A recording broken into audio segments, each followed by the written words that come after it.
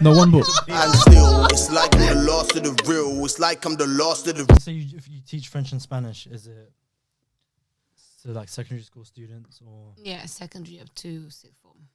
Okay. Yeah. And it's just one school.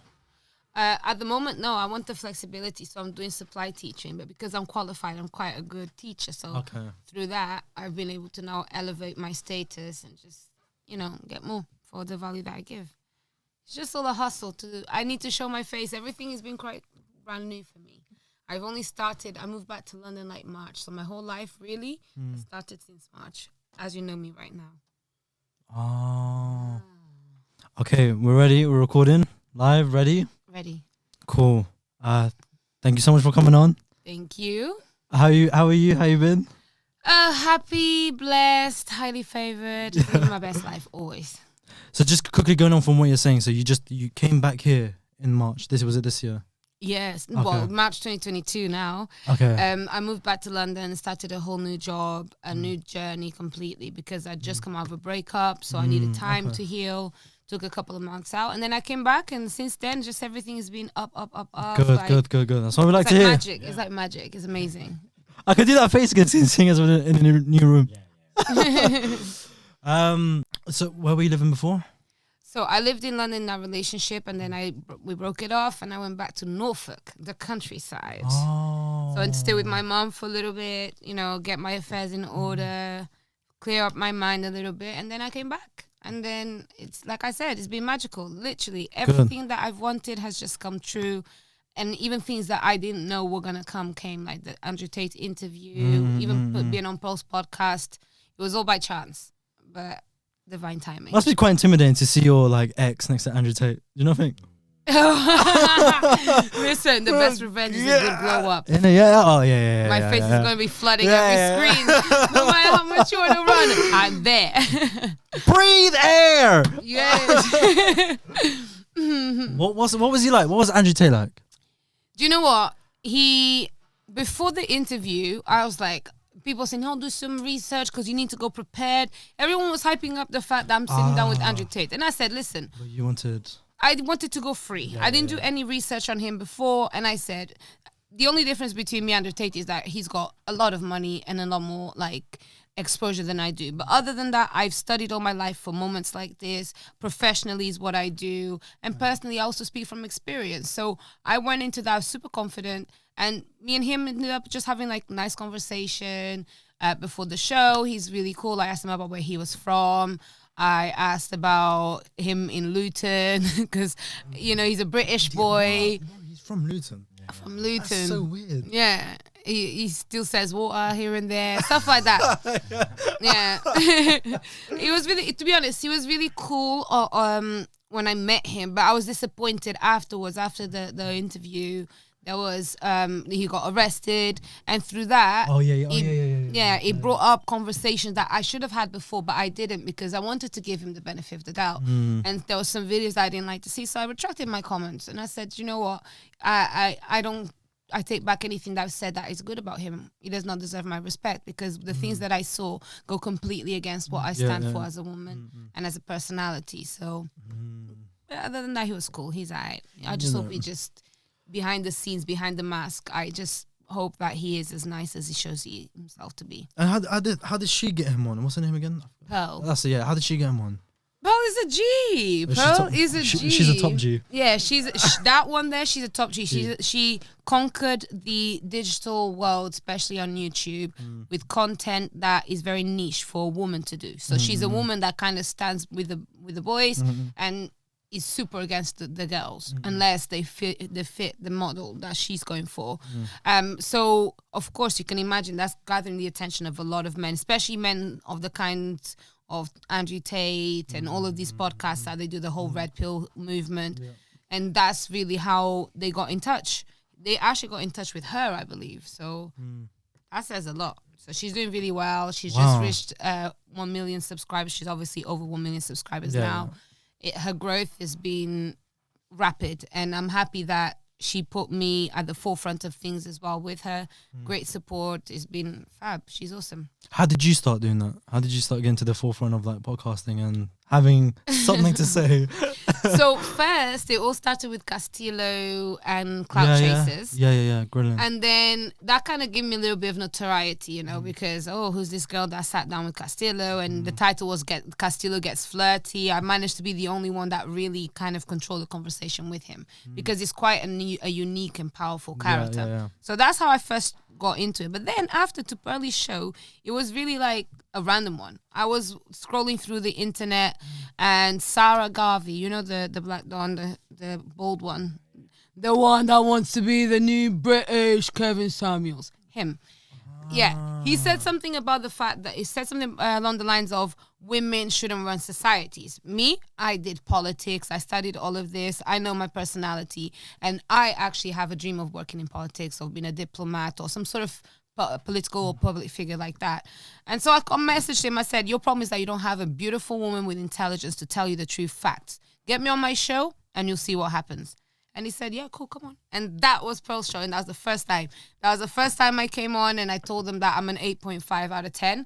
They laughed at me. They tried to ridicule me. That was like the shock factor. They were trying to like put me into the whole intelligence, masculinity. You're not submissive. They tried to kind of like paint a picture of who they thought I was. And then the more I've been on the show is the more people get to see there's more to this girl. And that curiosity and shock factor, I guess. And there was like a domino effect. Yeah, that's why then I ended up with Andrew Tate, because I'm capable and I'm different.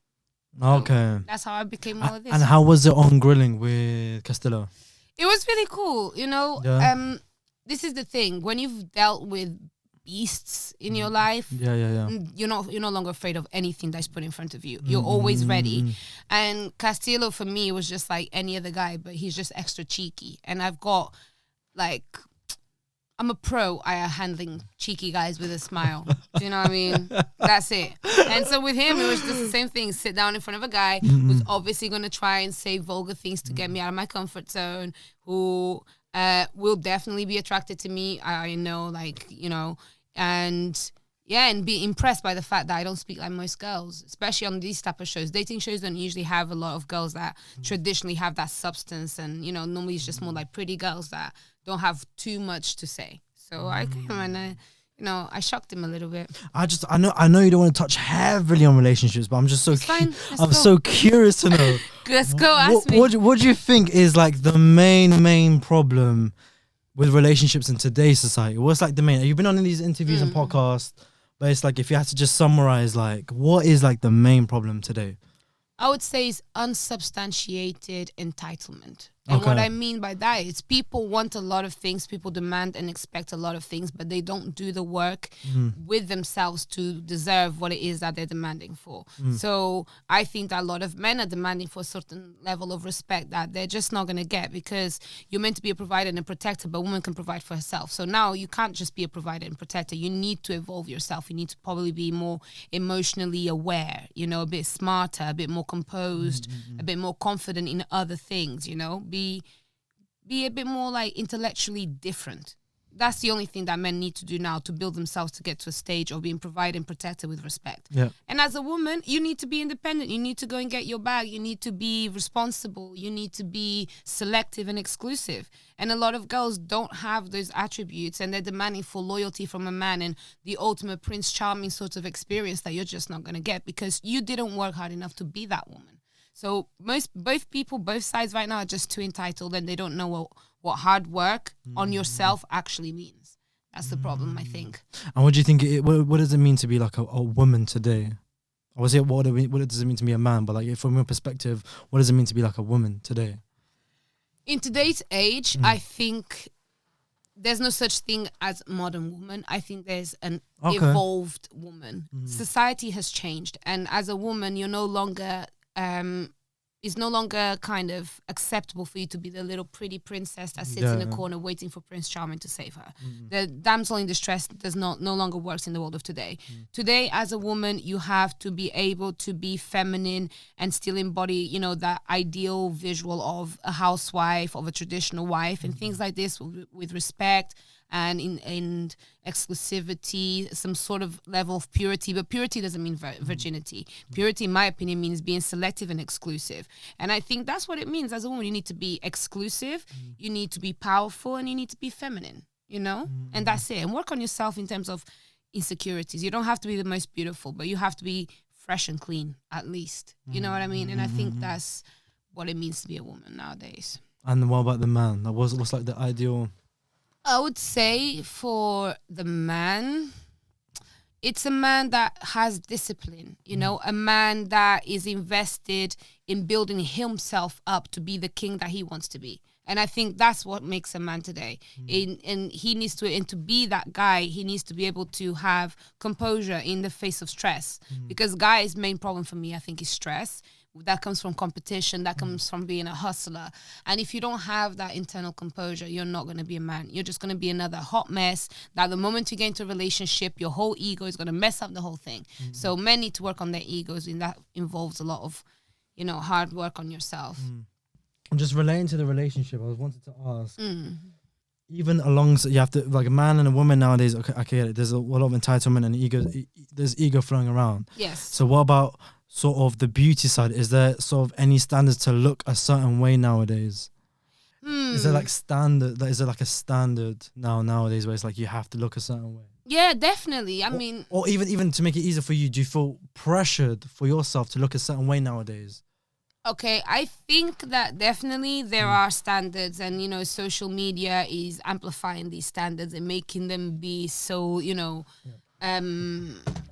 necessary, you know, and usually it's kind of like the cloning of Kylie Jenner, the cloning of like the hottest hip hop style. Now there's probably be like a Cardi B or Megan Thee Stallion. That tends to be nowadays the beauty standard. And there is pressure on a lot of girls. There is pressure on a lot of women that are not naturally gifted or naturally blessed with certain beauty traits, right? So of course that's why there's been a huge rise in plastic surgery, you know, fillers, like all of this cosmetic stuff. Great. But for me, the reason why I don't feel that sort of pressure is because I feel very blessed to have a very simple and natural beauty. I am not ashamed of my body. I did sport when I was younger, so my muscle memory is actually quite good. I'm happy with my figure. I'm not perfect. My body's not perfect. I have stretch marks here and there, some cellulite, a little bit of a roll here and there. It's fine. Yeah, see, it's all normal. It's no big deal. It's really not a big deal. You don't have to be perfect. Guys love a little bit of me to grab, you know, you need to so it's okay. It's not too bad. And I think girls need to really just understand that what makes you attractive to a man, it isn't really what you look like anyway, it's what's between your legs. So the moment that you got something between your legs, the pum pum, that's perfect. That's the starting point. The rest is just you owning yourself and keeping it clean and fresh and as natural as possible, I think. But where does that stem from? What's like this whole makeup, the whole BBL type of surgery? Is that just based on the people they look up to on social media, or is that just how, I don't know, how guys idealize women nowadays and how they see them? Like, yeah, I think it comes from like two different places. It comes from the type of women that the most successful men are going for. And so, for example, if you see a lot of these rap stars, like even started with Kanye West and Kim Kardashian, you see all of a sudden when Kanye West entered that family, every single woman in that family had a body, had like the right? Even now you see that he has left, every single Kardashian is now skinny as hell again. Have you realized? See what I mean? Because the trend comes from what hip-hop will tell you is good, because hip-hop is the reigning genre or the reigning kind of like cultural influencer. So I think that it comes from those type of things, the people that choose the women to be in the forefront of those images. And then obviously it comes from the people that promote this. And again, it will come down to any kind of money and investment from any powers that benefit from people having surgery, that benefit from insecurity in beauty, you know what I mean? There's so much of that, and that's why people like, for example, Rihanna have come into the beauty industry with diversity. Forget about all these BBLs and what you need to look like, and she made a lot of money, because that's really where beauty lies. Beauty lies in your differences, but there's a push for mainstream media to say, you need to have the BBL, this completely flat stomach. Like, I'm not gonna lie, I don't know where all these girls have got such big bums and completely flat stomachs. Yeah, and like where did you find these doctors? I'm asking Yes. for a friend.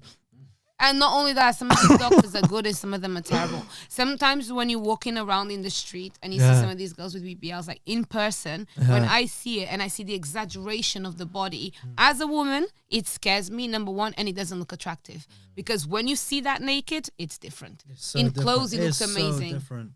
When it's naked, it looks like alien and abnormal. But that's also pretty scary how as soon as Kanye left, the family got... Yes. It true, 'cause just hit me. They went like this. As soon as the source of Kanye West, the source of hip hop that champions black women that have meat and the jiggle is great. Yeah, and he took that away. He took away hip hop from that name, from the mainstream machine that is the Kardashians, and they've lost the source again. And that's why they're relying again on having to be skinny and fit into that world of high fashion, because that's the only thing that's going to keep them relevant. Because in terms of source and swagger and that innovative sort of image, they've lost it through Kanye leaving. And they'll never get it again. But why won't they just continue that? But that's just a random question. Because Why won't they just just continue being the same? Because source is something it comes from the person. You can't buy it, you can't imitate it. And I think that the Kardashians now, they feel almost like, because it wasn't in their heart from the beginning, as soon as he left, they didn't feel the need to want to be big and curvaceous anymore. Black people are not looking into the Kardashians as much. You need like, not reassurance, but you want the validation. That's it. You want to feel valued, like if you're doing it correctly, or if you want to. That's it. They ain't got that no more. Yeah. They don't. They've That's lost it. so crazy. That's weird. And that's how things work. And that's why I say, like, if guys want to resolve the whole loose girl sort of movement, if they want to resolve that, they need to stop going for women that look like that. Because every single girl that will be interested in a guy, she'll go through his following list and see the type of girls that are on there. If she sees all of these BBL type of girls, she's going to assume, but this is what every guy likes, BBL, and I don't have it. My body is not good, so I'm insecure. Then I'm going to go cut myself up, get scars all over my body to fulfill an image that in about 5 to 10 years is not going to be the same. You're going to hate your body because the trend will shift to something else, depending on who says that is what is attractive, what is sexy. So you just rather stay natural. Look at, for example, people like Rihanna. She's beautiful because she's got the most natural look. And I don't think she's fully natural. There'll be treatments and things she does, but she's got the most natural feel to her. You know what I mean? And that's what I think is beauty, the nature of things. You know, she also made, the Fenty Beauty stuff specs. She even made like makeup for black people, and then all of a sudden, like all these other brands start following. And this was never about. It was never about. It's the domino effect, and it's some people have got that natural eye to find the simple solution to a problem that shouldn't even be there. And everybody's following like all these brands. If you see, all of a sudden, every single brand has got diversity. They've got models from all sorts of colors and things like, even if they don't understand what it means, because they know that that's what's gonna sell. But you run the risk of things like that becoming diluted and becoming fake. And now you can see, again, everyone has access to different colors of foundation, but everyone is now looking still the same. It's just you're the same in different colors. That's it. And authenticity and like that unique flavor is something that the world is missing right now. And that's what I hope to feel, because I don't think I've seen any woman that speaks the way that I speak and looks the way that I do in mainstream media really owning the game. I do check out my competition. I size them up, and I think so far so good. I've got a good chance to conquer this industry on that aspect of things. Okay. Moving forward, like, are you gonna open up like your own? Not open up, but like have your own podcast one day to talk about these sort of things. Yeah. Or even how do you think you're gonna tackle it?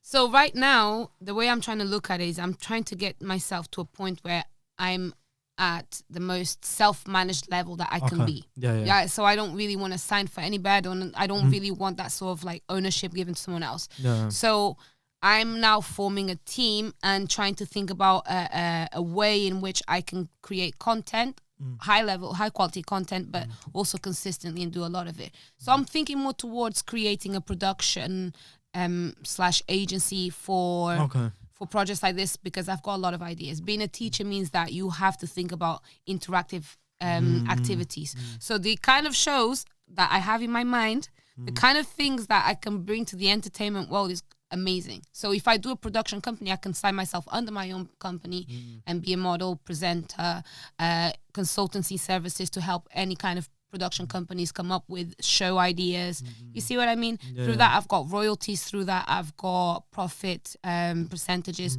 on monetization and things like this. So it's great. That's what I'm doing. I want to do business mixed with the entertainment. Be a superstar and a businesswoman. Because if you get managed, there's only a certain amount of stuff you can actually say. Yeah. You'll be like, no, you can't say that on. Yeah. Yeah, you tie your hand to someone else's ideas. For me, my vision and my mission are very particular to my experience in every single aspect of my life. So I can't give that over to somebody who just doesn't get it to the level that I need them to get. I had a guy on yesterday, and he was like, my manager told me to not say certain things, but he's like, oh fuck, I'm gonna say it because I wanna express myself as freely as possible. I don't wanna. Yes.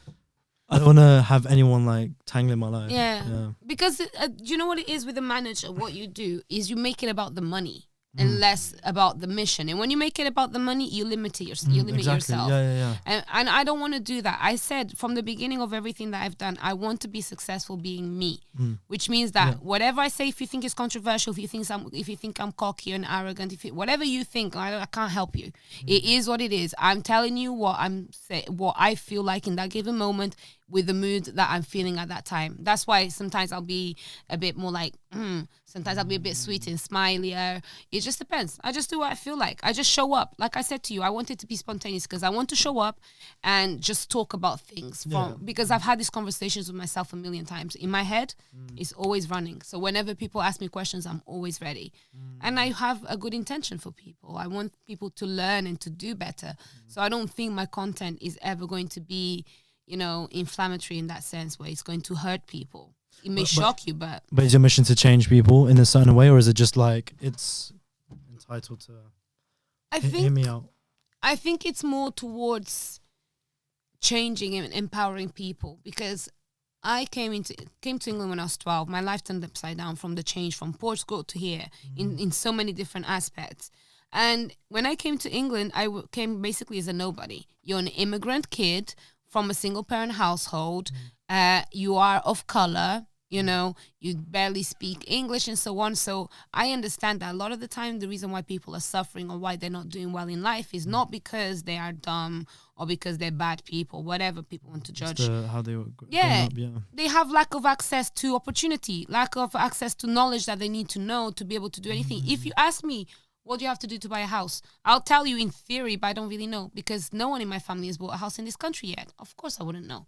How would I go to uni? Well, I had to find out from a lot of friends that I made. Luckily, I made friends that come from families that taught them that then I figured out, okay, to go to uni, you can do this, you can get this sort of loan. These are the grades that you need. Things like that even in school, sometimes they don't really go into depth with it. Did you say Portugal? Yeah, I came from Portugal. Portugal. And they don't teach that over there? Like they would, but I left when I was 12. I was a kid, so I wouldn't know. And even before That's crazy. My mom moved to Portugal only to give birth to me because my mom is Angolan. And she left to escape a civil war. So even her, she didn't have education because she was always fleeing from place to place.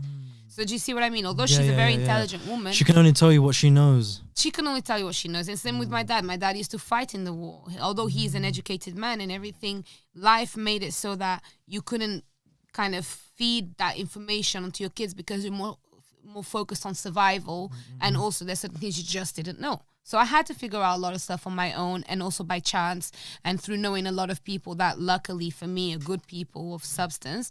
And I realized, most people need this. They need somebody that has gone through what they've gone through, that's been at the bottom and got somewhere, not because I'm special, it's because I actually made the right decisions. And I just want people to know what those decisions are, to know the options that they have.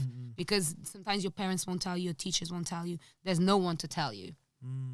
What was like the biggest like shock factor as well from, let's say, Portugal and coming here? What was like the scariest part? 4 things. Yeah. First thing, obviously, language barrier. I didn't speak English, but I learned that quite quickly because I'm quite a sociable person. I had no choice. Yeah. The food here is terrible in comparison to Portugal. Food in Portugal is so naturally organic and tasty and just beautiful and natural. Here it was there's too much like processed food, packaged, frozen food, and all these things. That was a shock. Another shock is like the uniform kind of look of the streets with a red brick. That's like another thing. Oh, like, that, what yeah, is yeah, this? yeah, yeah. Like, you know, it was. Yeah, It didn't yeah. look like Harry Potter.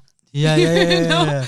it was not like that. So that was a You've shock. just seen run down streets here, and You just see like red brick, like no personality. In Portugal, like especially where I come from, you have pink houses, blue houses, yellow, white. You've got all different types of things, you know. It's beautiful, it's entertaining, feast your eyes. So you didn't have that here. And then another thing that shocked me is how rude kids were to their parents.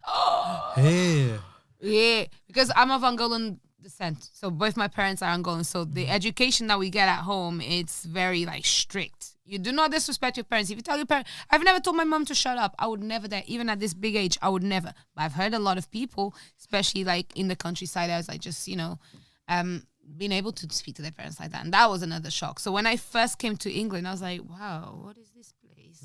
And you feel a bit lost because the routine and the discipline that you had back home, especially back home in Portugal, we came from a privileged background, which means that we had even more routine and discipline through education. Here, there was nothing. It was just like, we're in no man's land, boring, bad food. Everything is gloomy, grey, and depressing. I was gonna ask you as well. What are your thoughts on Rishi Sunak increase? To learn maths up until the age of 18? Okay, given the fact that education is mandatory up until 16, I don't know I think it's how he's 16 going here. to do that. Is it just GCSE? It's GCSE. Yeah, it's up until 15, 16. 16. 15, 16. It has No. gone up now. It is 18 now. Well, now the mandatory age of education is 18. You can't leave. No, for strictly for maths. Strictly from maths. So that means that obviously the only people that will learn to do maths are the ones that decide to go into college or sixth form. So you already lose a lot of people just by making it up to until 18, because not everybody's going to study until 18, which means the people that actually would need those skills the most are the ones that are going to miss out. Because I understand why he would do that, because maths is an essential skill that most of us should have, especially because numbers equals understanding a bit about finances, understanding a bit more about economics, percentages, and things like this. And I think a lot of people struggle because their level of maths is way too basic to handle everyday kind of like bills and equations that you just may have to do to understand what's happening with the economy, to understand what is being told to you on the news in terms of money and finances. So I think it's important. But again, with him, he's extremely limited. He's extremely limited guy. But did you hear what Simon Pegg said? He was complaining about how it's like they need to focus more on the arts and humanities, and I think just allow children to be, or even just teenagers and adults to be a bit more creative rather than making them focus on just one subject. Yeah, like let them be creative. I think that's what. I think creativity is actually something that is really important, and I think it's really needed in this country, because I think that creativity is taken for granted. I think people think being a creative is like you either sing, dance, or act. And it's not that. Creativity is a way for you to be able to access a part of your brain that finds new links to different ideas, you know? And for example, for me, you wouldn't traditionally think I'm creative because I've always been a book smart type of girl. I've always been on that academic side. But now that I've grown up and I've actually embraced creativity through seeing how other people use creativity, my intelligence levels, I feel, have raised a lot, because now I can make creative links between different subjects and different topics, and just my brain all of a sudden grows. And that's why I think creativity is really important, and it gives a freedom of thought that maths wouldn't give. And what was it like in Portugal, the education-wise, or like the creativity there? Creativity, I can't remember so much because I left kind of young. You're still in primary school, so it was fine, I guess. But in terms of actual academics, in Portugal, the levels are high, and the discipline and the expectations they have of you are really high, to the point that what I studied up until year 5 in Portugal, not until 7, but up until year 8 in Portugal lasted me up until year 10 in England. That knowledge. See what I mean? So, yeah, and that's a lot. And I think it's because even in Portugal, if you don't get the required grades, you don't get to go to the next grade. You stay on the same level same year. So if you can't pass your SATs in year 9 or whatever. So you could be 30 and be in year 5. Well, basically, in theory, that is what it is. Have you seen Elf? You know when he's like... Basically. Yeah. But I think there's up until the age of 18. So imagine you being in year 5 up until you're 18 because you don't access that knowledge. So it forces you to want to work a bit harder because even through shame, you don't want to be falling behind and be the oldest one in your year by 2 or 3 years. Oh, God forbid. That's not... But I've never agreed with that. I don't like that. But It's so frustrating. I think because it makes me want to work harder. Yeah. But bro, it's like that. That makes me just want to pass for the sake of it. Yeah, but if you pass for the sake of it, you still get the knowledge required instead of you being But it's kind of like just me not willing to learn. It's just like just focus on passing. But it's like I want to learn, but with a calm mentality without any stress, any. But that's the thing, when you take away the certain pressure and expectations, what a lot of people end up doing is relaxing too much. I see it in schools all the time, and being a teacher now and understanding it more, I think that there should be a bit more kind of like stricter measures to ensure that children actually engage in education, because that's the problem now. Children don't value education, and if you were told, oh yeah, you can only go up a year if you get the right grades, they'll value education for the fact that you needed to succeed, you needed to progress. You know, nowadays these kids, they don't really care about education. They see, oh, I want to be a TikTok superstar, and that's it. And that's not going to happen to most of them. I was saying this yesterday as well. Do you know how many people that I've had on the podcast that have told me they've been kicked out from their college? See? It's like a pandemic, isn't it, within the educational society? And especially nowadays because with social media, people's attention spans are way shorter. That's the problem. Then they sell a dream. Like anyone can get just the camera and a mic and you can start a podcast. Even people that say, oh yeah, I've got like 5,000 on my followers on my podcast. Yeah, that's really good. You're starting really well, but that still doesn't guarantee that you're going to be a superstar. Which means you have to continue to invest into this. Still won't guarantee that you're going to be the superstar and even be financially viable to continue to work as that being your career. You know, so you need to kind of diversify your skills. Absolutely. And that's what I'm saying. That's why my job comes into play, where it's like, for example, I work specifically within the creative industry at the moment. And that means that all of these creatives have got talents and want to do something. I'm now feeding you the entrepreneurial kind of knowledge I need to know behind your creativity, the professional knowledge and experience that you need to make your creativity mean something and be a tangible kind of product or service. And that's what I'm kind of bringing to the table, because it's good for you to be, you know, very creative and talented and gifted. But if you don't know how to turn that into something that you can hold, something that you can sell, it's really hard. And most people don't have that skill. And that's why I say, like, for example, things like maths, learning it to a certain level, a higher level, be great, because it will allow you to turn your creativity and your gift into a numbers game. You will understand how to make money out of what you've got. You multiply, it will just make sense. So I think for business, yeah, of course, it makes sense what Rishi Sunak is kind of doing. What do you think is like the biggest myth when it comes to like creativity nowadays? What's like, because it wasn't the same how it used to be 5-10 years ago. I think the biggest myth with creativity is that creativity requires it is special and unique to just a group type of a kind of like group of people. Creativity is in everyone. Yeah, every single one of us have got that. Every single one have got creativity, and creativity goes beyond, like I said, singing, dancing, painting, all of these things. Creativity can come down from, for example, there's a guy now on Instagram. He's doing really well. He's Manny something. So basically, he's a roadman chemistry guy. I've seen that. Yeah. Creativity at work. Yeah, he's like a hood rat, but he does like science experiments. Like, experiments. Yeah. See, somebody that has used their intelligence in one subject and creatively turned that into something entertaining. You know, and that's what I mean. Everyone has creativity. It doesn't matter which road you're going down. It doesn't matter if you're a maths geek. You're a maths geek. Okay, find a way of making like a rap song out of like mathematical rules, things like that. And that's what. It's because you wouldn't usually associate a hood rat with someone who's like quite smart. Never. Never. So that's why when I was watching it as well, I was like, I'm so confused. Yeah. But it works. But it works. I was like, how is he doing this? You're meant to be dumb. Exactly. Stereotypically, you know, and think about how much change a guy like him will now create through relating to any roadman out there that talks the way that he talks. Like a hood rat might be building it somewhere in the street, and then you'll be like watching the video, be like, do you know what? I could. I want to know something. Yes, or it just makes it okay. The power of representation is really important. It makes it be like, if this guy is getting a lot of followers, being able to make money and doing chemistry as a roadman and still wear his North Face jacket, I'm gonna do the same. If it's not chemistry, I can do that with biology. I can do it with physics. I can do that with maths, with any subject that you think of, history, chemistry, geography, everything. There's so much creativity out there. It's just about finding the links. I just want to know where creativity is going to go in 10, 15 years' time. Think about it. If you feel like everything has been done nowadays, but imagine life, like creatively wise, 5, 10 years' time. I don't know. I'm not sure if you play games or not. I don't want to talk about gaming, but even with like the graphics, like nowadays, everything is so clear. But imagine the graphics in 15 years' time. I know. It's going to be a different world completely. Yeah. You'll be the game. Yes. Just plug it in your head.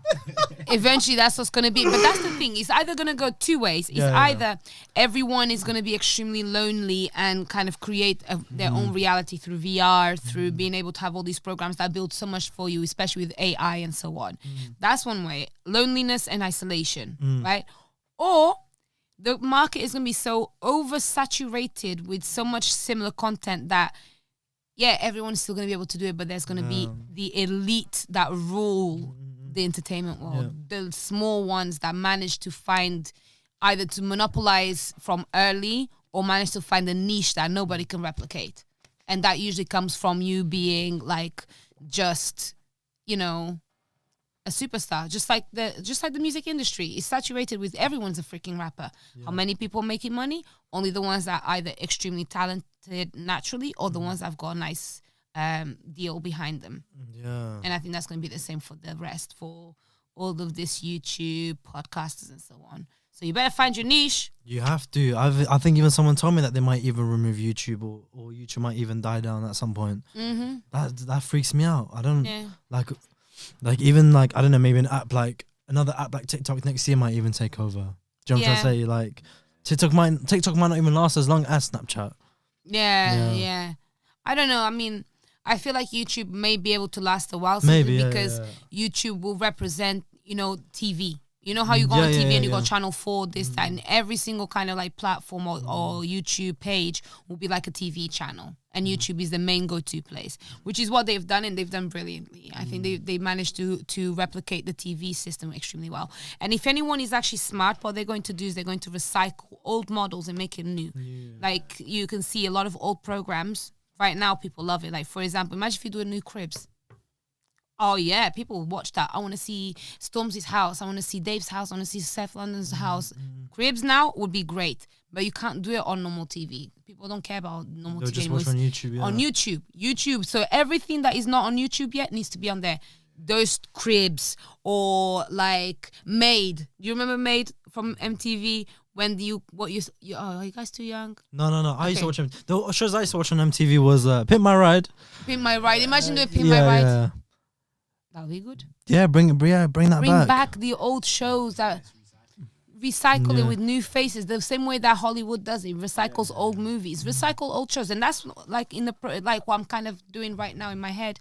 I'm planning a lot of different shows that will bring back old stuff that we love to watch because nothing is original as well. Because people work from original content. It's like and also things like, I don't know, it's like if an app does one thing and another app does something, maybe combine the two and create just a single app. Do you know what I mean? Yeah, so everyone is just trying to like separate it out, like they're doing something. You're just reinventing the damn wheel, but your wheel ain't even pretty. Make sure you trademark that as well. God damn. Yeah. God damn. Yeah. There's a lot of things like that people need to be doing and thinking about more to transition onto the next level, because what's also going to happen now is a lot of people are going to start struggling. The economy is not good. It's not good. It doesn't matter what Rishi Sunak will say to you on TV, like, oh, we're going to have inflation, cut NHS waiting lines, stop the boats. What else? What is he saying? Create new jobs and one more thing. He said 5 points. And I'm thinking, okay, that's great. But in COVID, y'all were giving money out to people and businesses willy-nilly. Furlough, eat out to help out, all of these things. So the country's in deficit when it comes to money. You gave it all out. People didn't apply it properly. Now everyone's like, okay, what now? We need the NHS. The NHS suffered a lot through COVID, so they're still struggling with everything now. Backlogs, the nurses are exhausted. That's why you see the strikes. They are having to now want to create new jobs from where? From where everyone's gone online, so many businesses have gone bust. Where are you going to invest to be able to now create new jobs? Perhaps if you start, opening coal mines up north again and exploit it like back in the 80s and so on. But that's going to cause a lot of uproar. So people need to prepare themselves for what's happening. Cost of living crisis is here. The energy crisis is here. Brexit, the effects only going to be felt now. Brexit means that there's a shortage in a lot of like daily use products that we want, that we like here, but England is an island, so everyone is about to suffer a lot. The same way that the Great Depression came and a lot of people lost their money, but that started with America. This one here is starting globally and within the UK. So I just think people now need to start thinking smart about what next steps they're going to take. Do you think you'll go back to Portugal then? Do you know what? No. You came here to change your life. Now it's like, no, I'm coming back. Let me tell you what I came to do. Right? My master plan is to be able to make use of everything that I can make use in this country, because the thing about the UK is the prestige and reputation that this country has abroad is high. It's top level, which means I'm UK educated. I'm building my name and my platform and who I am in the public, domain in London, which is really a big deal. And then I'm thinking, okay, cool. Once I build my name like high enough, what I'm going to do is I'm going to find someone, some way, create a project that involves me going to do a cultural expose around the world. Do a tour of Africa, do a tour of South America, Asia, and so on, and make that be my life, my profession, and it'll pay me well. But I need to build my foundation here. So that's my master plan. And ideally live maybe somewhere a bit more natural with sun, beach, maybe like South Africa, Costa Rica, Cuba. I don't know, somewhere different. But with building a foundation here, isn't it getting just it's just getting slightly difficult, especially the way it is right now? Yeah. So how would you go about that? I mean, it is, but what I'm doing is I'm going through logical faith. Yeah. Like I said to you, my life in London again restarted in March. Everything. The first time I went on Pearl's podcast, I think it was the end of September, beginning of October. So if you think about it, from that to December, where I sat down with Andrew Tate, that's about a couple of months, 3 months max.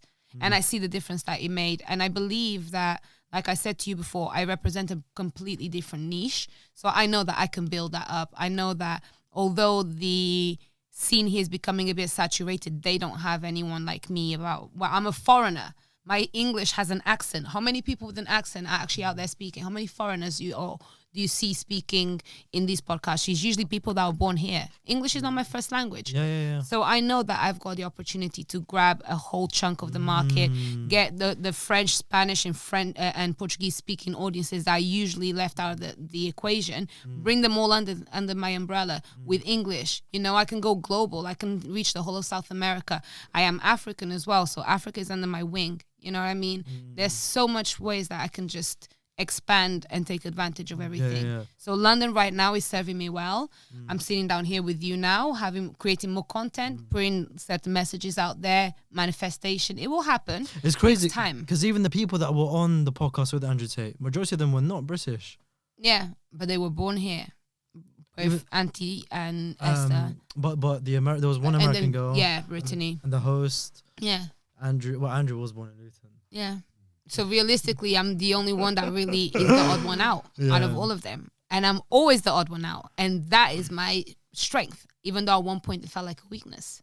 What's the one thing that people misjudge about you?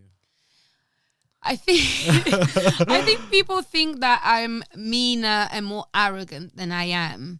I mean, if you see, I'm confident, definitely. I could definitely see that. I'm confident because I believe in myself. I look at myself not only through self-belief, but also through a lot of logic. I know, like I said, I do my research. I know where I stand. I watch my videos back to understand what the energy is I'm giving. So I study and research myself. So it's great. But people take that to be arrogance. No, that's confidence. And I'm not mean.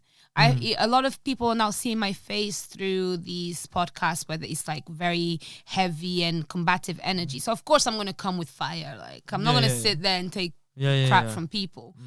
But really, I'm really smiley. I'm high energy. I like to laugh.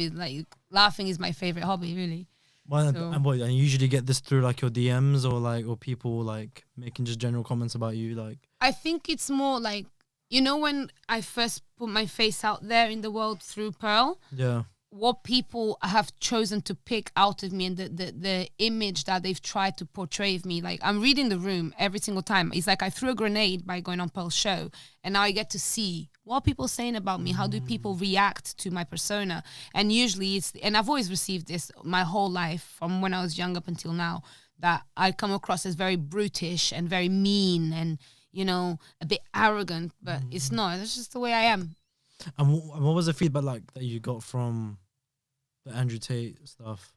It's been great up until obviously I said I retract my words and I before that, oh my God, I got so many messages about, like, with men saying to me, I want my daughters to look at women like you. I love the way you carry yourself. It's been very respectful and supportive of what I represent. So it's been really cool. That's why I know I'm on the right lines, and this is mostly men coming to me and saying all of this, and then it's starting to grow on the girls as well. I've had more women come to me and say, "You're that girl, huh?" And that's the big deal. Girls don't do that. And they're like, "You're talking." Yeah, because they hate. Yeah, sadly, sisters, we need to support each other more, but it's okay. The time is coming. Toxic femininity. Yeah, but it's true. Yeah. You know what? Like, that girls, we need to step up. Because the only reason why we're struggling right now is because girls, unlike men, girls don't seem to band together and stay loyal to each other. They will band together, but there'll be bitchiness here and there, gossiping here and there. They don't have the true sisterhood that men do. And that's why girls suffer. And I notice this now because I've got people on these podcasts trying to tell me, oh, because you didn't report your abuse to the police, you've not been abused. And not many women have come to my defense via Instagram or DMs or anything like that, but a lot of men do. So that's how you know there's a disconnect. So right now I don't really care about having to convince girls to be on my side or to show that they support me. I want to continue on my journey, and by force, women will have to be like, actually, do you know what? She's talking sense, and I like the way she dresses. And to be fair, like, I can't hate no more. I have to subscribe, and that's like kind of how it's gonna. That's go. so toxic. Why do you think that is? Why do you think it's like that? I think it's because and it's so selective as well. Is your right? Pick and choose.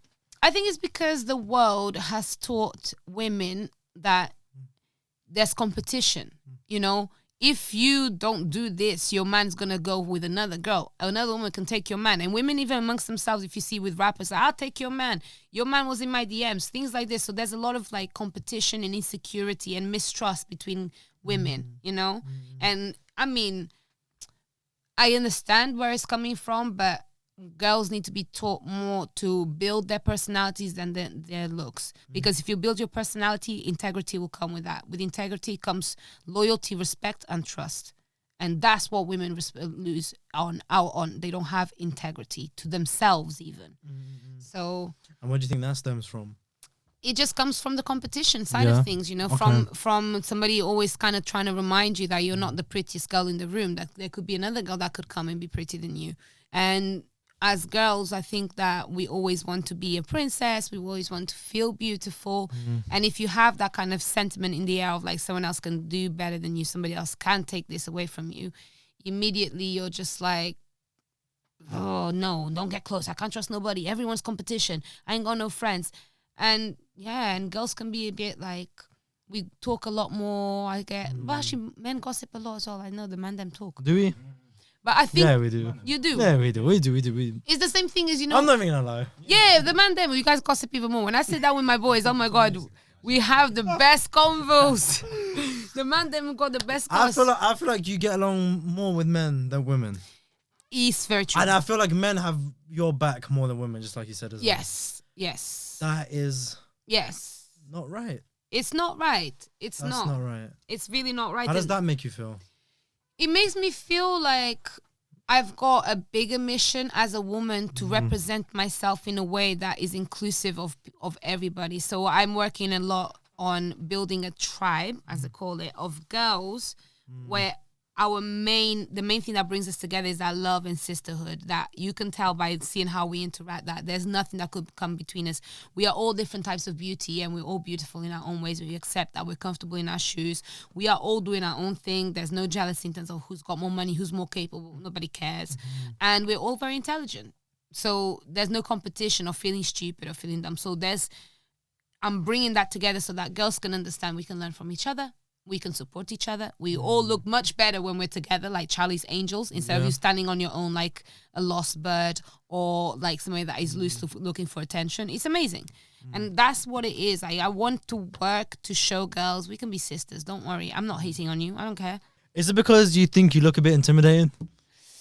I think so as well.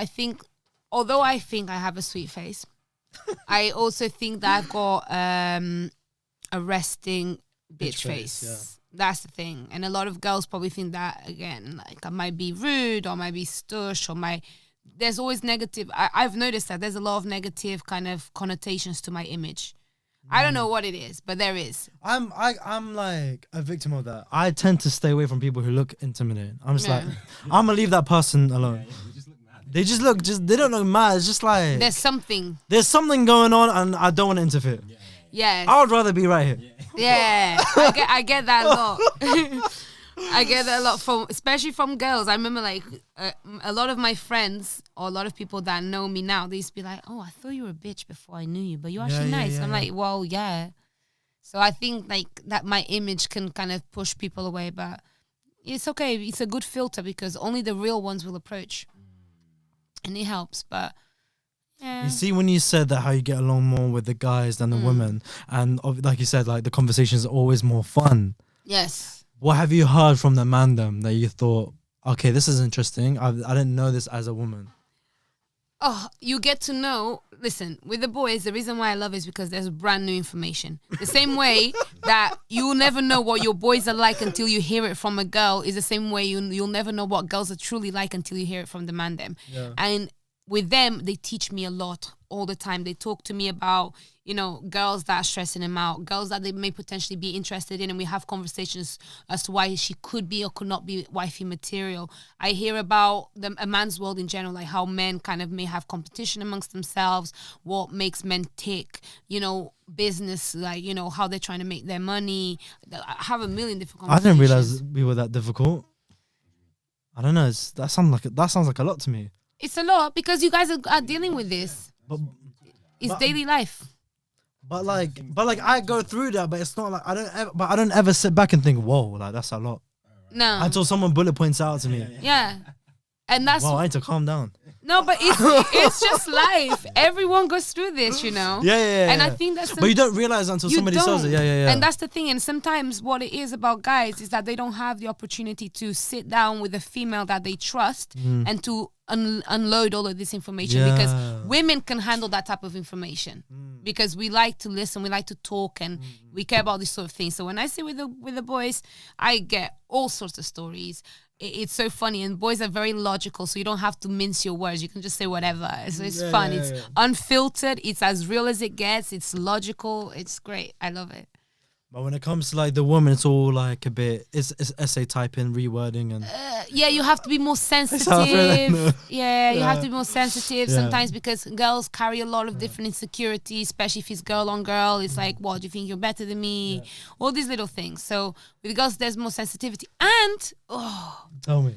Because girls are usually taught to be pretty, their personality is sometimes not evolved in that sense that you don't have as many layers. So we'll speak about like basic things like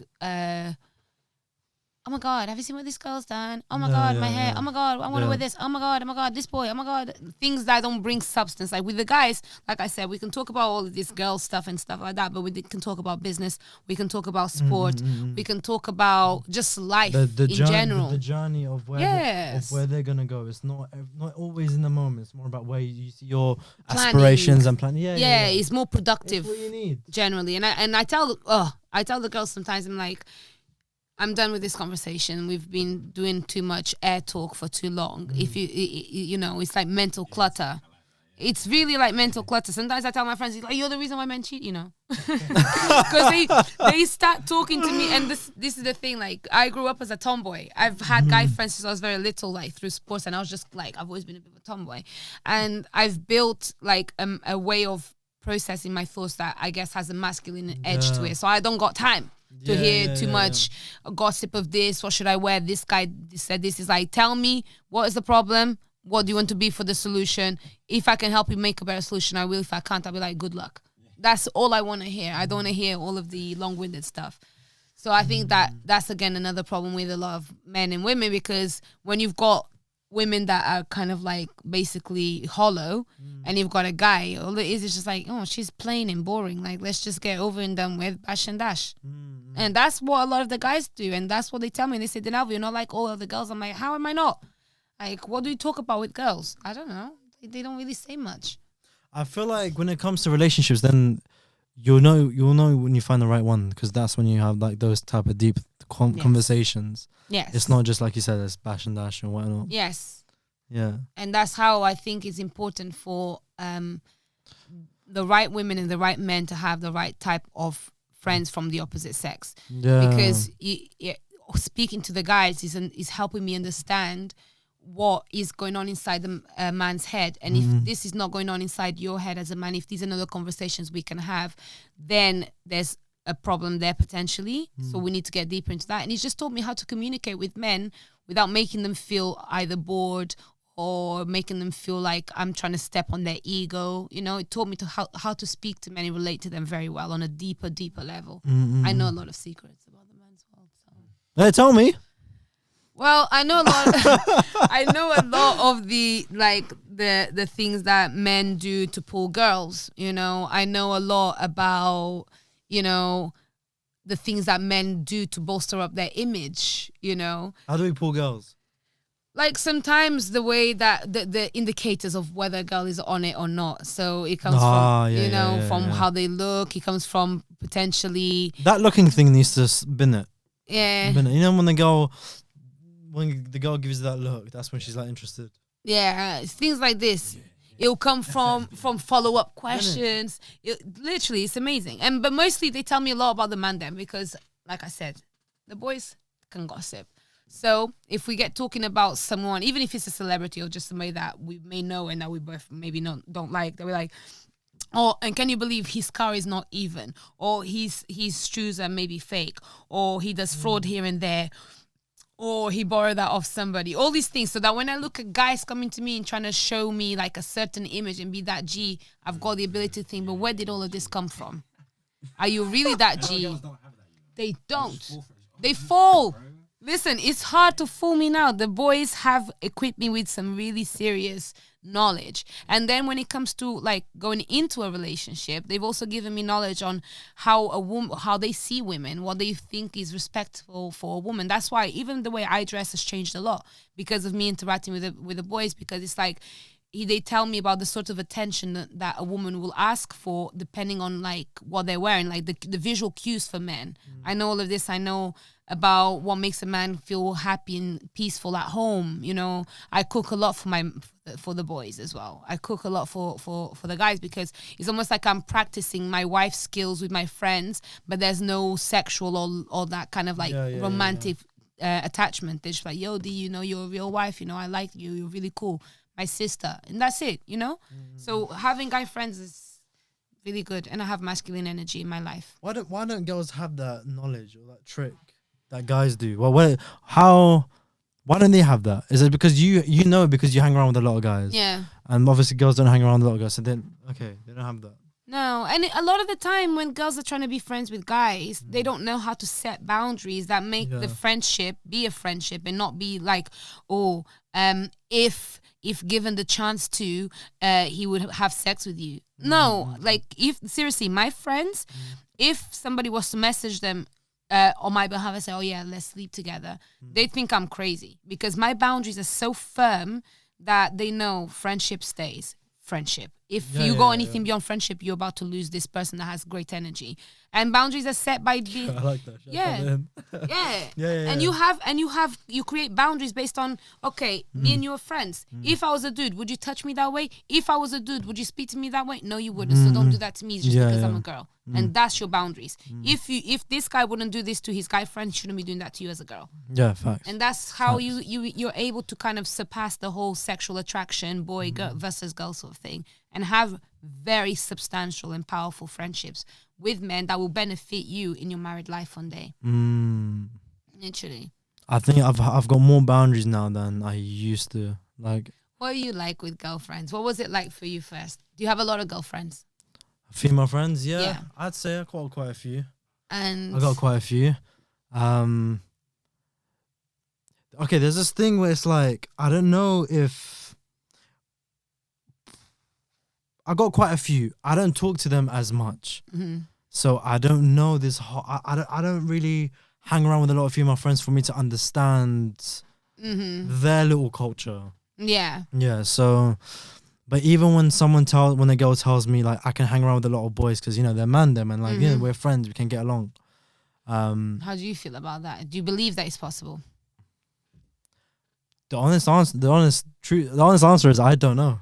I don't know if I'll become like, if you had a boyfriend and then he sees you hanging around with a lot of guys, do you think he'll be feeling some type of way? Like, I think that the whole... What is it? Is it like insecurity? What do you think it is? I think it's one of them ones that it's not for everybody because it's very sensitive and very... I think it is sensitive. Tricky ground to be stepping on. Yeah. But I feel like the person I'm going to be with will understand that when you come into my life and I make the decision to be with you, two things are going to happen.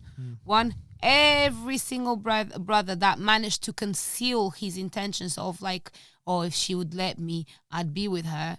Yeah, those are going to drop off like flies. Yeah, easy. They're gone. That's one. And the ones that do stay and pass the test of my progress into a new phase of my life, those are the ones that, you know, those are real brothers for life. And those are the ones that the energy when they meet like my partner to be, they go well together. They don't clash. There's no kind of, there's no weird energy. Any energy that is a bit weird and impure is felt straight away because I lead with pure energy only. You see what I mean? That's why I would be surprised that a lot of my guy friends I've got guy friends, guys I hang out with here and there, but I have my brothers. None of my brothers are going to drop off like flies. None of them. And that I can say with confidence right now. What about you? Matt, would you let your girl have like what, random friends? Yeah, of course. If she's known her for like time. Yeah. I've done it for time, then yeah. I'm happy with that. I'm happy, like, yeah. Yeah. If it's like a new thing, I'm like, what's happening over there? Yeah. I would suss out the brother. Like, you know what I mean? Yeah. You have to. You'd have to. And this is the thing as well, guys. I think you'd have to suss him out and you have to know the kind of woman that you're with. If you don't trust your woman, if you don't respect your woman, then that's how you're going to feel insecure with her having guy friends. Because look at me. I have to speak to men all the time through business as well. All the time. Yeah. You see what I mean? Yeah, I see what I especially if I'm then going to become like a social figure, right? A socialite, whatever you want to be. So I'm you can know their intentions. Yeah, so I'm going to have to be out there. So you need to trust me because if not, if your insecurity as a man is going to stop me from evolving as a person, we're going to have clash all the time. Yeah, I want to be successful. I want to be able to still navigate in the world that I know and that favors me the most, even though I am with you, which means that we're going to have a compromise. Yes, I'll get rid of anyone that may have like untoward intentions, but you need to be able to allow myself to be open to a world that whether you like it or not, there's men everywhere. And I'm a pretty woman. So you cannot stop me from speaking to men ever, even for the fact that I'll have to even turn them down. So just accept that and believe that as a woman, I respect you, I am loyal to you, and you trust me. That's it. Other than that, of course, I'll be able to speak to any guy. That's all I want.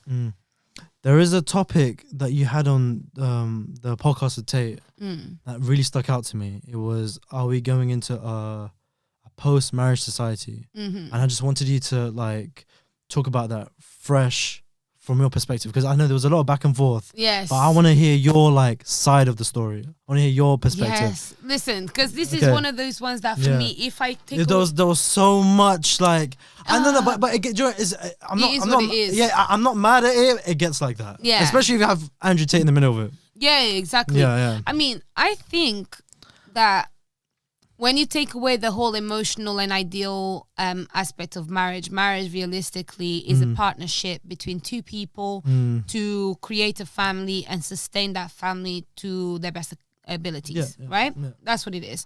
And I don't think that in the day of today, marriage represents that. Marriage instead represents a contract, you know, like a lawful agreement between two people. Once you put the law and you put like all these external and foreign kind of factors into the whole thing, it messes it up. Then on top of that, you have the whole gender battles, the gender wars right now, men versus women, red pill versus feminism, people becoming very untrusting of each other. People are very anxious. We live in a very anxious society. Everyone is like, I can't trust you, can't trust me. But yet people still get into relationships. People are traumatized and unhealed. They get into relationships, then they break up. They all break up. Then who gets to suffer is the children. So what I say is that marriage right now, for its traditional sense, does not work. Men and women are not getting on. And everyone is becoming way too sexually open for there to be any sort of value to relationships between men and women. I'm not happy with that. I'm not happy. I'm too conservative. I'm not happy. Oh, D, I'm too conservative. Listen, I'm I hate it. I don't like it drives me nuts. Listen, it doesn't make sense to me. Stop being so open about everything as well. Why do we need to know on a job application what kind of people you take to bed? Why do you need to know my sexual orientation? Why does everybody have to shout out the fact? Like, one thing that women are doing now a lot, posting all over the place that they're either bisexual or lesbians. Okay, but why does that matter to me? Why does that matter for you to tell anybody? You think that you're owning yourself by putting it into the world. No, you're not. You're simply perpetuating a sentiment of sex is now everything. That's why it's even difficult for a woman and a man to be friends, because everybody's just talking about sex.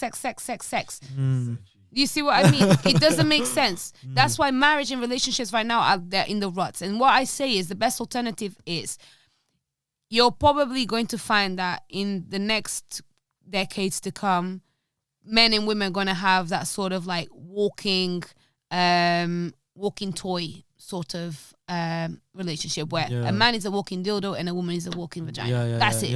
You're going to use each other for sexual pleasure, and that's as far as it goes. Relationship doesn't come. So I said, we are in a bit of a post-marital kind of society. I don't like it. Yeah, true love. People don't believe in true love anymore. Everyone is too selfish and interested in material and greed to understand the true meaning of that partnership. So I said, even I got a lot of backlash from this. I said that for me, ideally, in the world that we live in today and how I feel about the world right now, don't really trust many people in this world. I think most people are kind of really damaged. I think parental partnerships are going to be the future of reproduction, where you actually make a partnership with somebody that you like, that is genetically fitting for you. You have respect, and you say, the main purpose of this partnership is to have a child that we both dedicate to our efforts and our resources to kind of, raise a healthy and loved human being. It's not about, it's my kid, me and you, and all these things. It's just about furthering society by focusing on the offspring being healthy more than your relationship being healthy, because the relationship is not going to be healthy. Both people are unhealed. Both people are completely different. People think that being in a relationship means you own people. You don't. So let's stop complicating it. Let's at least have children, because most people are not going to get married anymore. And the divorce is so saturated now as well. It's too much. It's too much. And the craziest thing is that in the middle of all of this is children. And the children are who? They're the next generations that are going to populate this earth. They're the next leaders of our world. If they are being put into this world through toxic and, harmful means, then of course the whole society is even more messed up. You know what I mean? Yeah. So I don't know. I think it's going to be very complicated for things to go back to how they were before. And I think it's going to be complicated for things to stay healthy if people are not willing to take out emotions and put logic in place. And I'd say as well, if you got someone now, just hold on to them. Yes. Please hold on to them. Talk to them, build that God relationship, damn. appreciate that person. It is tough out here, It is. It is. especially in the city. I don't like it. No. Oh, London is Oh, London. oh, Do Tell me, not tell me, get tell me me. started with London. oh no! Tell me. London is an Proper bad, bro. They're making us look so bad. It's kind of like America in a way. yeah, but guess what? London is a very materialistic but also extremely tight place because it's hard to make a living in London. Everything is expensive, but everybody wants to be looking like they're that absolute G, which means that G. these guys will come and show this whole kind of over the top materialistic image and then not have the manners to back up what they even look like. So you look rich as F, trying to give this whole alpha male image, but you're not even a gentleman because you don't know how to. You focus on the material rather than the substance. And London is full of that. There's so many guys that, like, I get approached even more now. And a lot of guys come with the whole approach of why they would be good to be my husband. And half of them are failing because they think that what makes a man is what they're wearing, is their money, and that they're not even willing to share. They're selfish because it costs them a lot to have all of this image. So they know that this is blood, sweat, and tears. My image is blood, sweat, and tears. So I'm not about to share that with you and lose out more for myself. You know, they're already struggling. So, of course, they're going to be more cold. They're not going to be as generous. And it's not that, for me, especially, obviously some girls are users, of course, right? Yeah. But for me, of African descent, on top of that, I appreciate the chivalry in a man. Chivalry, I think, is nice. A man being able to take you out and pay for you shows that, okay, you would be the sort of man that when I can't go to work because I would potentially be having your children, you'd cover for me. That's what I think chivalry represents a lot of the time. If I was to go on a date with somebody, I wouldn't want to go to an expensive restaurant anyway. So I'm not expecting a man to have to spend a lot of money on you, but it's a certain gesture. And that means that you shouldn't be going on dates with a lot of girls as well. Be more selective so that you can actually be a gentleman. Now, if you're trying to take every single girl to a quick date to sushi samba or for drinks or for this or that, it's dead. You know, people don't do the talking stages enough, so they end up spending money unnecessarily, and they're all traumatized. London boys are all like, "Why am I going to spend money on you? It's expensive, It's and you're trauma. going to earn me after." Yeah, it's trauma. Yeah, it's serious trauma. Someone told me something interesting. They said the reason why, correct me if I'm wrong, I don't know, but this is their theory. They said the reason why men are the way they are when it comes to treating girls badly is because the past relationship. They've been like properly traumatized, and now it's giving them an excuse to actually treat the next person as badly as they got treated. Yes. It's because boys are not trained to be smarter when it comes to girls. They're trained nowadays. They're not even being trained to be smarter. Now they're being trained to be more ruthless towards women and despise them a lot more. If they were trained to look for a queen instead of looking for, a little brothel maiden, they would definitely feel better. No, I'm gonna use that. That's it. That's the problem with men nowadays is that they're not equipped with the skills to suss out a proper woman, a girl that has potential to be someone great, to be a great wife, to be a great partner in life. It's more than having a submissive woman at home or having a good-looking girl. You need to be able to look for the things that matter. So, for example, a girl that when you meet a girl that meets you the first time and is willing to take it even to any sort of sexual space or not willing to put boundary in place, question her. That's a red flag, because as a woman, you should your first approach with a man, you should always feel uncomfortable if there's any kind of sexuality involved. But if you're not, that means that any guy that comes up to you and flirts with you a little bit, you're open to it. So that is one of the red flags. Another red flag is, where do you suggest for the guy to take you on a date? If you're asking a guy to take you sushi samba, then it's a problem. Depending on the level of girl, but most girls are not on a level that they can afford sushi samba for themselves, so you shouldn't be taking them there either. A girl that turns her nose up at you guys going for a little coffee and a walk in the park is a girl that has a red flag. Because a humble woman, a woman that is actually ready to be a wife, she'll be like, yeah, let's go for a walk in the park because we get to talk and get to know each other, and it's just a coffee. There's no pressure. It's easy. Let's do it. That's what the kind of girl that you want. Yeah. That's it. Those are the little things that guys are not trained to see. I know because I know what girls do to get dates and how they exploit men. So I know that if a girl can say to you, fuck it, let's just go for coffee. Oh, Tell me more. that. Girls that are willing to go for inexpensive dates that rely on you actually communicating. Yeah. That's it. The only way you get to know somebody is through communication. And if you have an experience, is even better. You know, an experience that brings conversation. Like, for example, one good date to go for will be to go to an arcade. To go to an arcade is great. To even go to a museum. My like I great. told you, last day I went on, how much was it? It was £1. Where'd you go? A comedy club. See? £1. And it's an amazing... I told her 2 weeks later how much it costed me. See? She tried to joke. She was like, is that how much I'm worth to you? Like a girl's worth is to do with money. No, you are worth... shut up. You got a few laughs at that comedy club. Shut the hell up. You know what you're worth? You're worth us sitting together and enjoying an experience together and laughing together. And you get to see my happiness. Better than a bougie meal, in my opinion. That's it. Than sushi and a flashing a photo of the meal. No, take me. Look at that. In the picture.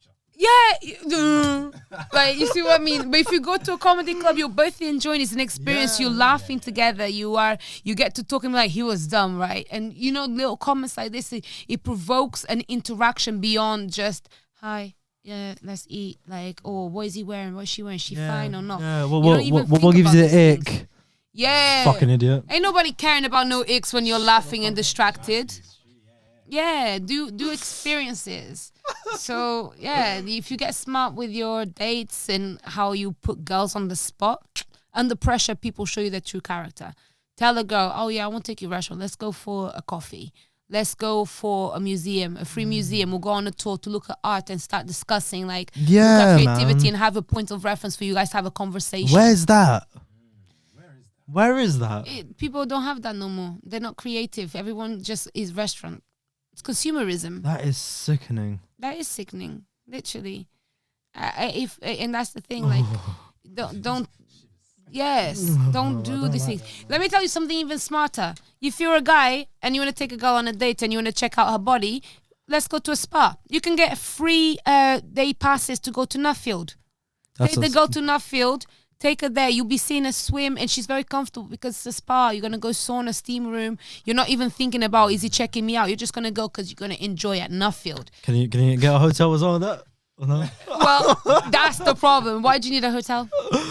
I don't know, to like sort the bed sheets out. Exactly, and that's what. Look at that painting that's always above the bed. Girls and that's the way to communicate. Don't listen to him on that one. He's been doing well. This one here is where you turn. Actually, no, do that. If you put a hotel on the table, that's how you know whether or not she's a wife. A respectable girl will not go to a hotel with you. Yeah. She will not. She'll be like, well, I'm sorry, no. I'll go to the spa, but going to a hotel is way too much. Yeah, it's too much. See? So you test it out. Apply pressure. Do trick contest questions. Girls do that to guys all the time. Like the unexpected. So have you cheated before? And you'll be like, it's a good way for her to find out what is it. If she asks you about what happened, why did you break up with your ex before, gives you an idea of like what were you like. Because if you guys broke up and you tell me she was the problem, if you tell me you're the problem, it's a good thing normally, because you say, oh well, I didn't try hard enough, I didn't. It's like, okay, at least you're honest, but could also be a red flag because you may not be able to do good for me. Ask them about what do you do for a living, see how they respond. You know, it's either they're going to tell you whether they're lying, whether they're happy or unhappy in that job, and it'll tell you a bit more about their ambition levels, especially if you compare it with age.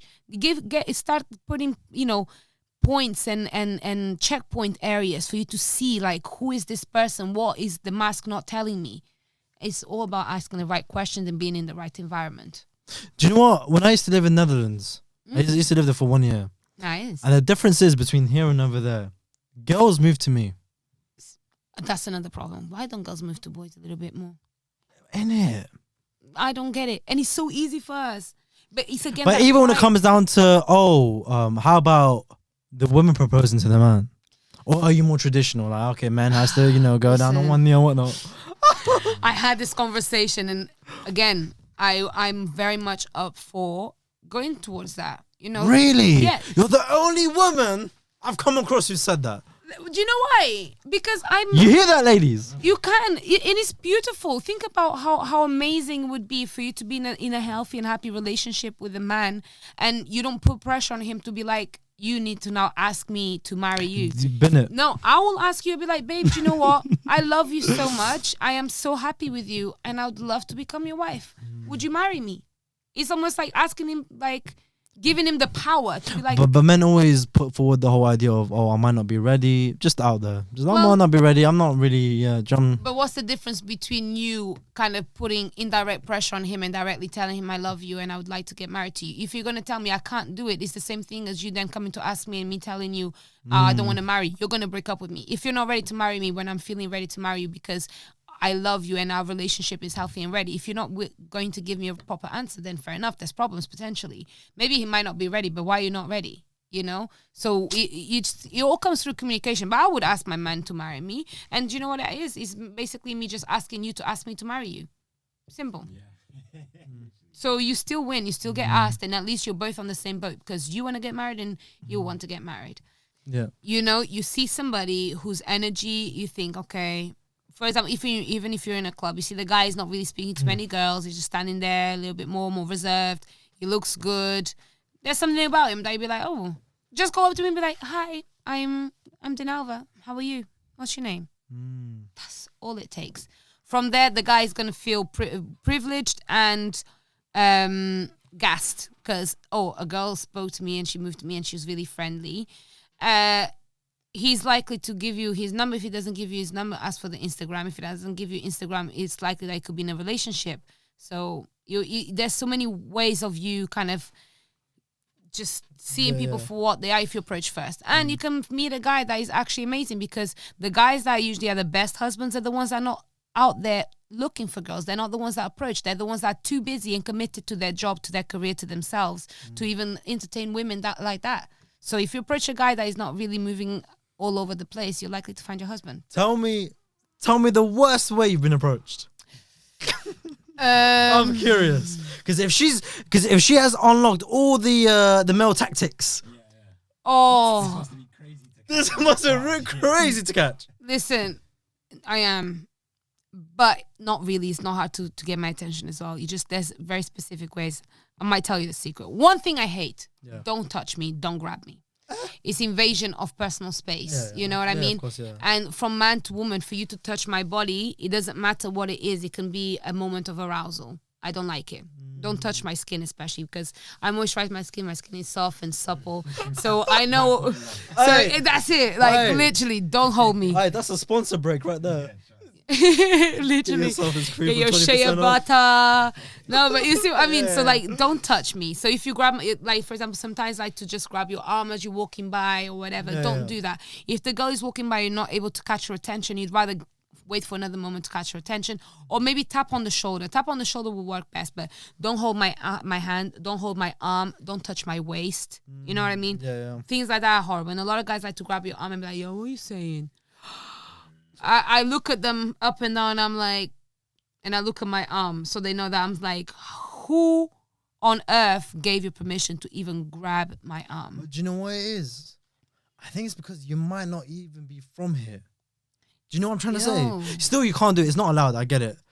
But like, I'm playing devil's advocate. Let's say if you were British and you were like from ends, do you think the reaction might be this? Do you think it'll be the same?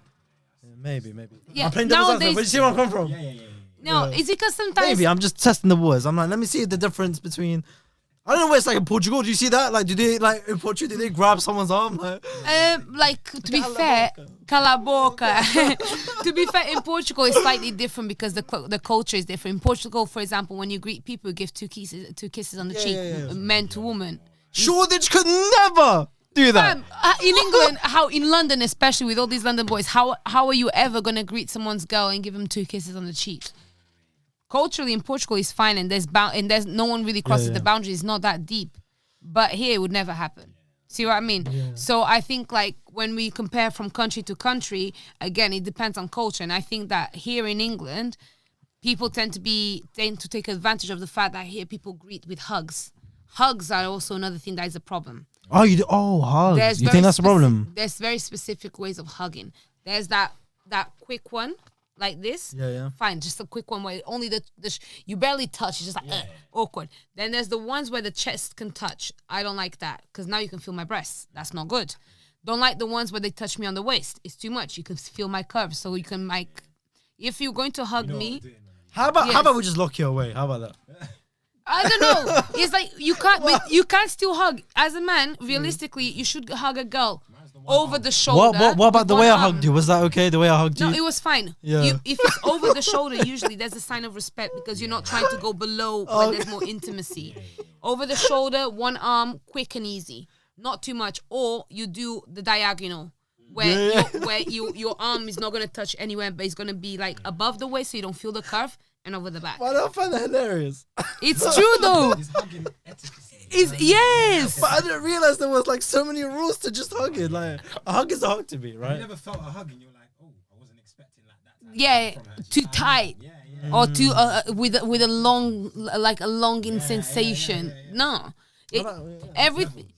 And the only reason why I know that this thing is right is because I know the different ways that men will try to approach me, the way men will touch me, and every single micro movement, every single micro language means something. It's a sign that you give people. So I always say, if a guy's moving too nuts and tries to give me a hug, I'm like, above the waist, please. Make it a joke, but don't do that too much. You see what I mean? I see it. I hear And that. you create boundaries like that sometimes. And it's quite nice. Most of the time, I'd like to shake guys' hands as well. If it's just like a stranger that comes up to me, be like, hey, what's your name? I'll be like, hi, I'm Dinalva. What's your name? Nice to meet you. Get the hand out. That's it. Creates boundaries. It's like that's how, you do it in business, keeps a certain formality. You have to be very careful because socially, it's the micro language that makes the whole difference, and that's why I feel like I can speak to men because I've got this knowledge in place. So anytime a man approaches me, even if he comes with a different intention, I clear it straight up. I don't even need to tell you. When I reject guys, I reject with a smile. I'm nice about it. You see what I mean? You have to. So how would you like to get approached? Let's say you're walking down Shoreditch, just tap on the shoulder. Hello, what's your name? I like smiles and a lot of eye contact. Okay. And say something that is completely original and outside the box. So, for example, sometimes guys approach me and they talk about my energy or my style. I like that. Okay. And they hold my hand. They be like, hi, my name is whatever. What is your name? I'm like, I'm Dinalva. And when they say their name, they're smiling, but not perfectly. They're just like, hi, I'm friendly. And they say their name and they make eye contact. And when they shake their hand. Man, them are trying. Yeah, they do. Yeah, because I put my hand out, so they respond, innit? They shake my hand, and when they shake my hand, then they hold my hand for a bit long. It's not just like hi and like go. They hold my hand a bit longer and be like, "Nice to meet you, Dinalva." They look in my and they smile and they say, "Well, I really like your energy. You're very vibrant. It's really good." Like, and then they use that to then ask another question. But if you smile at me and tell me your name and ask me my name and I tell you, it's great. That's it. And you just start conversation from there. And then usually goes to, what do you do? Things like that. Just remain friendly and smiley because that gives you confidence and the eye contact is important, but not too much. But, just be like, hi, I'm this person. This is what I do. What's your name? I want to get to know your substance. Hold your substance so that the girl thinks, oh, this guy must be a G because he's expecting things from me. It's great.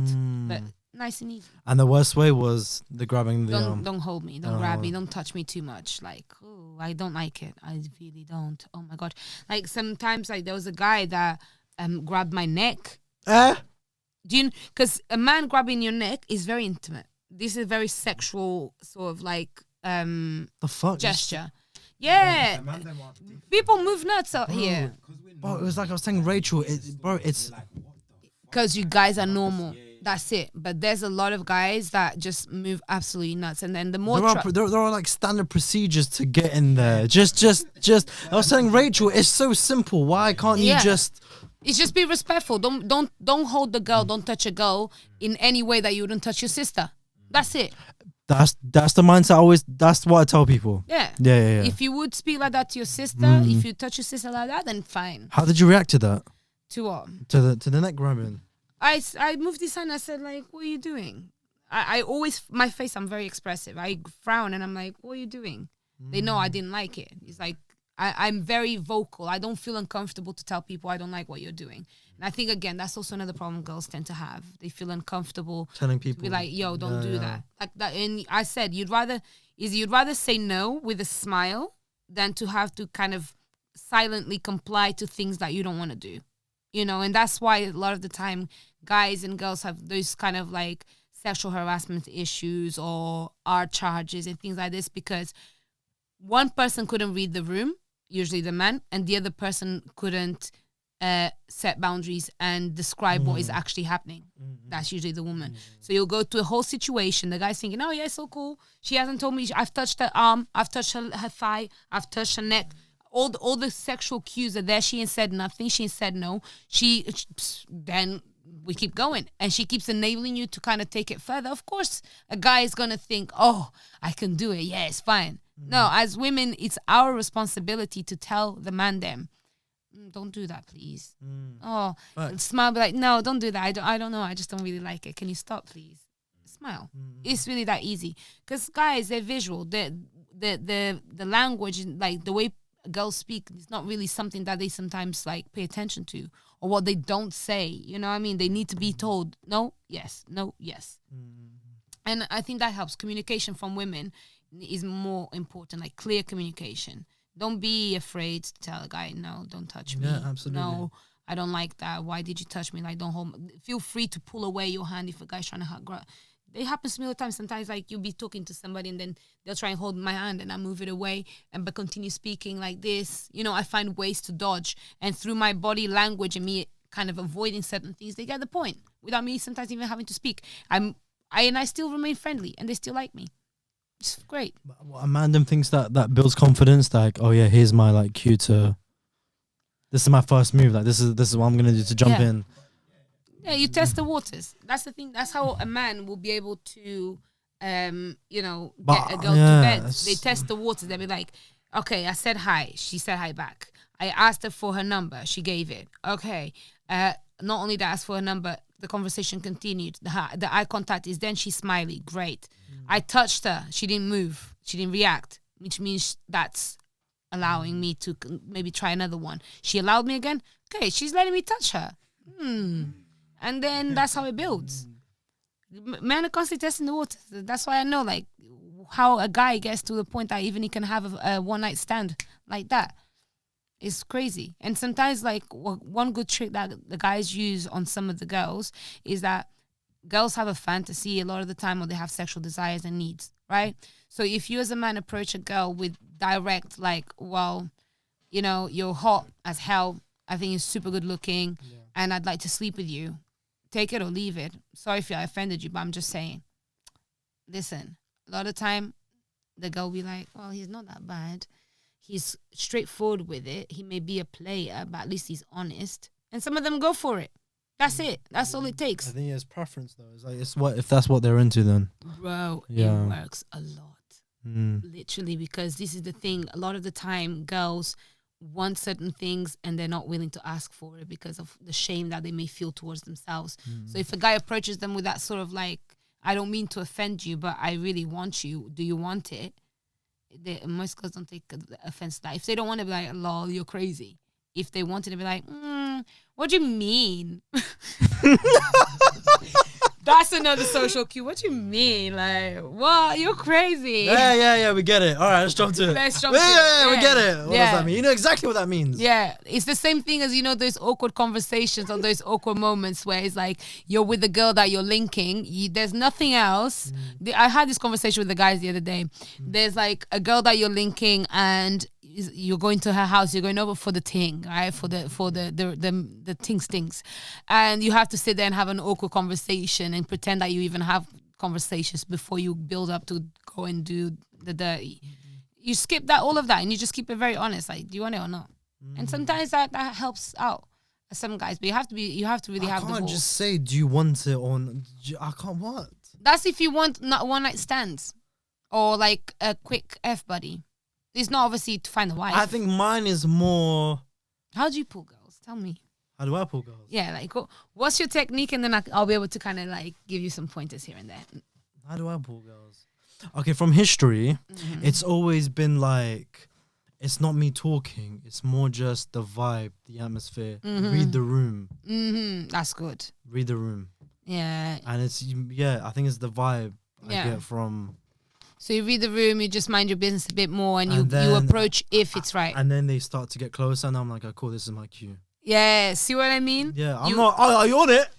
No. Are you from these ends? Are you from these ends? What are you saying? You're beautiful, you know. Shut the fuck up. Your length. You're making the man them look so bad, you mug. And a lot of them do that. A lot of them do that. Girls like romance as well. I saw this guy one time in my area. He was running laps to get to the girl. I was like, oh, you're from these ends? Well, fuck it. She just came out. You saw her come out of her yard. Oh, it's terrible. Or when that happens a lot, unless you're going to put in that effort to chase the girl, and when you see her, you make like a really grand gesture, sort of speech. Be like, listen, I saw you from over there. You're absolutely stunning, and I ran all the way here. I don't care if you give me your number or not. I just want to tell you you're beautiful. What is your name? Fab. But if you're running after a girl and you're like, oh my God, you're so beautiful, you know, what's your number? Oh my God, you're a pervert. Like weirdo, get away from me. It's too overwhelming because you haven't given that chance to let things breathe, let it take its time. It's very you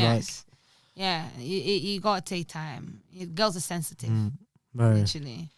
We're actually coming near the end. Let me ask you. I basically all my guests who've appeared in January, I want to ask them. Cool. 2023. What is the plan? Where do you see yourself? Changes as well that you've realized in 2022 that you don't want to carry on to 2023. Okay, so 2023 for me is going to be about continuing to water the seeds I planted last year and nurture them so that I can pick the fruit nice and ripe this year. So that's it. Continue to build on what I've already created so that I can get the results. And then in terms of changes, I think it's literally understanding that tell me who your friends are and I'll tell you who you are. Therefore, stay very cautious and attentive to the friend group you have around you. I think those are the two things that for 2023 are going to be massive for me. Okay. And New Year's resolution? New Year's resolution is to build a routine. I think I'm too free and spontaneous that my routine gets messed up. But I'm trying my best. So I've signed up to the gym. Hey, gym, seriously, this year. I need to pattern up. I have to pattern up. Yeah, I bought loads of plastic containers for meal prep. I did an online seriously. It's not like here and there. It's like. But it's tricky. Yeah, though. you're trying. I'm trying. At least you're trying. And you know what it is as well. Like a lot of people will be saying, "Oh, D, can we do this? Oh, do we have this project? This, that." So as I work through the day. Then in the evening, I'm more taken anyways, or I'm mentally exhausted. So my routine is like all over, but I'm trying to grab it and, elevate with routine. But that's the only thing, really. Dee, thank you so much for coming on. Thank you for your time. Thank you for everything.